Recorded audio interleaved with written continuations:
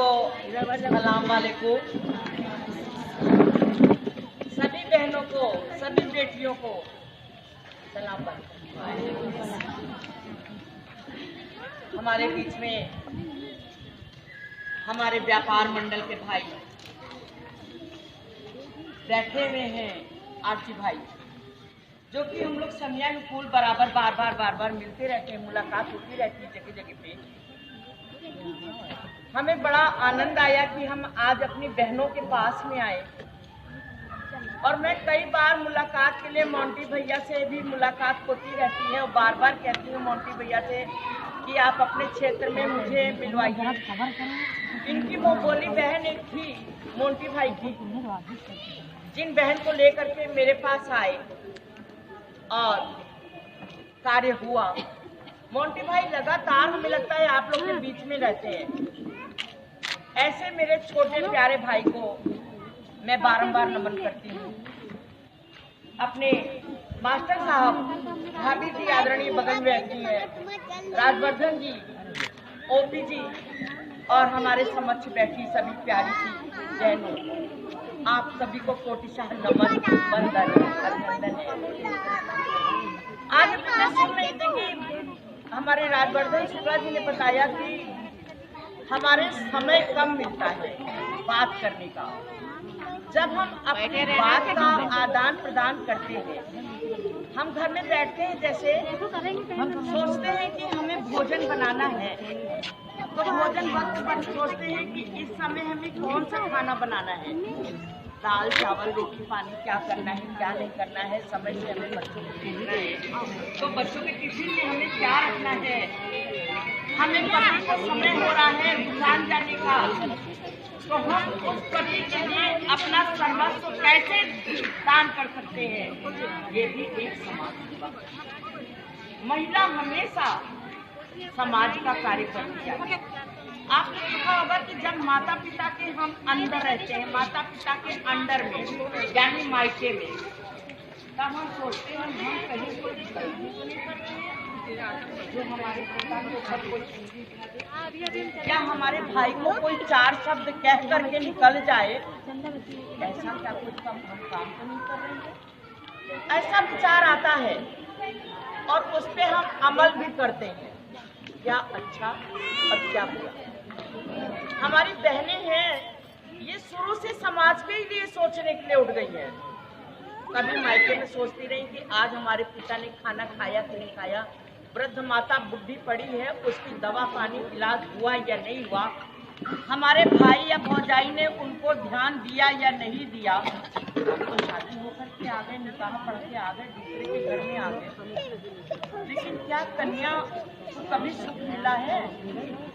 हमेशा वो दूसरों के ही लिए कार्य करते करते उसका पूरा समय निकल जाता है। यानी जन्म से लेकर के और मृत्यु तक वे बराबर किसके लिए सोचती है? समाज के लिए सोचती है। वो दूसरों के लिए जीवित रहती है, वह स्वयं अपने लिए नहीं है। हमारे यहाँ आपने देखा होगा हमारी भारत सरकार, आज हमारे बड़े सकुशल दिन आ गए हैं, जिससे हमारी भारत सरकार ने ये सोचने पे मजबूर कर दिया कि हम अपने माता पिता को याद रखें। आज राशन कार्ड की दुकानों में आपने देखा होगा कि हमारे माता पिता का नाम दोनों का होता है, माता का भी होता है, पिता का भी होता है। हर स्थान पे माता का भी दर्जा बराबर है और पिता का भी दर्जा बराबर है। कहीं एक नहीं है कि खाली माता ही माता या पिता ही पिता, क्योंकि जन्म देने वाली हमारी माँ, जो कि 9 महीने हमारे पेट में रखती है हमको, और पालन पोषण करने के बाद में गीले बिस्तर पे सोती है, और दूसरे बच्चे को अपने आराम से। मानती है कि नहीं मेरी बात? और अगर जो है हम बच्चे को जन्म देने के बाद में तब भी सुख ना पाए, तो किसकी त्रुटि है? कहीं ना कहीं हम कमजोर हो रहे हैं, कहीं ना कहीं हम कमजोर हो रहे हैं। हमको बहकाने में लोग बहका देते हैं, लेकिन हमें क्या है, हमें अपनी शक्ति को पहचानना है, हमें अपनी मातृशक्ति को पहचानना है, जिससे हमारा समाज विकसित होगा। और समाज विकसित होने के लिए क्या करना है? सबसे पहले हमारी जो बेटियां हैं उनको सुरक्षित करके, उनको सुव्यवस्थित ढंग से स्वस्थ रख के और साथ में उनको शिक्षित करना है। आज हमारी बहन बेटियां जब शिक्षित होती हैं तो वे बराबर का मुकाबला करने के लिए तैयार रहती हैं। आज मैं सोचती हूँ कि क्या अभी भी हमें वो आजादी नहीं मिली जिस आजादी के लिए हम जीना चाहते हैं? क्या हमें भी आज भी वो चीजों से वंचित हैं जो हमें आज मिल जानी चाहिए थी, वो नहीं मिल रही? लेकिन हमारी भारत सरकार ने वो चीजें दी हैं, उसका आप सदुपयोग करिए। क्या आज तक कोई भारत सरकार का प्रधानमंत्री ऐसा था जो 3 तलाक पे निर्णय ले सकता? अगर लिया है तो तालियां बजाइए, तालियां बजाइए ऐसे प्रधानमंत्री के लिए।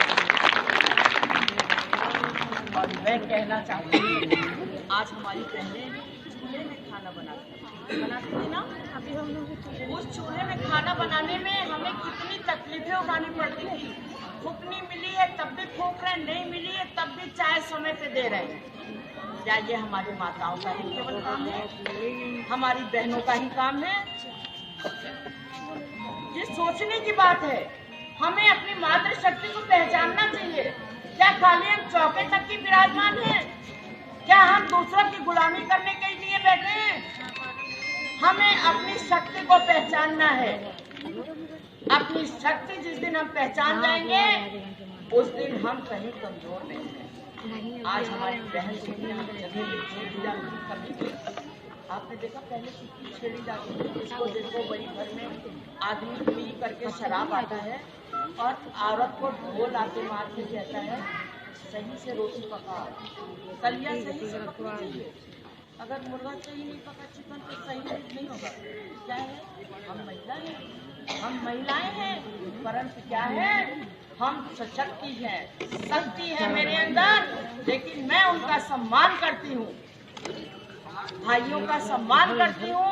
अपने परिवार को मुझे चलाना है, इसलिए मैं सदैव सर झुका करके रहती हूँ।